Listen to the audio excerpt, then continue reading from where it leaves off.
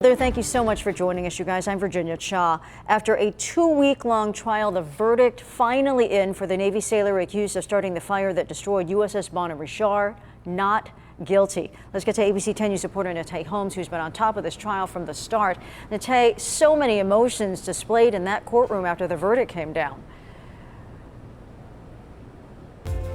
Virginia, it was a very emotional morning. So let me just kind of lead you to what happened. So during the verdict, as it was being read, the defense and Seaman Mays was standing up. And as soon as the judge said not guilty, Seaman Mays burst into tears. There was a sigh of relief from his family, along with some tears of joy to follow.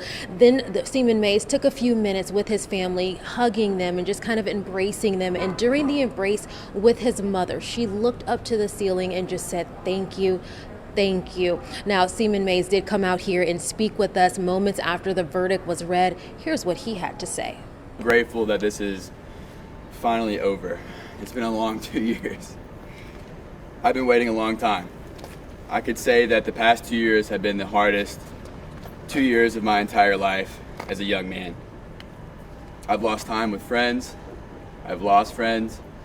I've lost time with family. And my entire Navy career was ruined.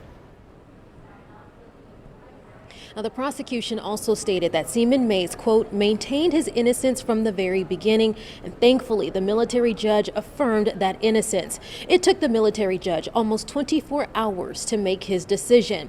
Mays was found not guilty on the charges of willful hazarding of a vessel and aggravated arson. The fire broke out on the U.S.S. Bonhomme Richard back in July of 2020, and the Navy had to decommission the ship because of the extensive damage.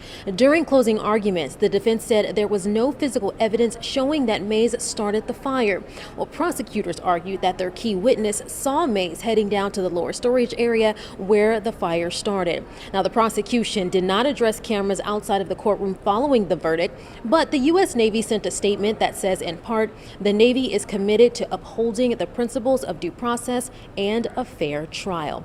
Now, as of right now, it's unsure if Mays will stay in the Navy or depart from the military, but he told us that as of right now, they are asking for their privacy so him and his family can move forward. Live at Naval Base San Diego, Natay Holmes, ABC 10 News.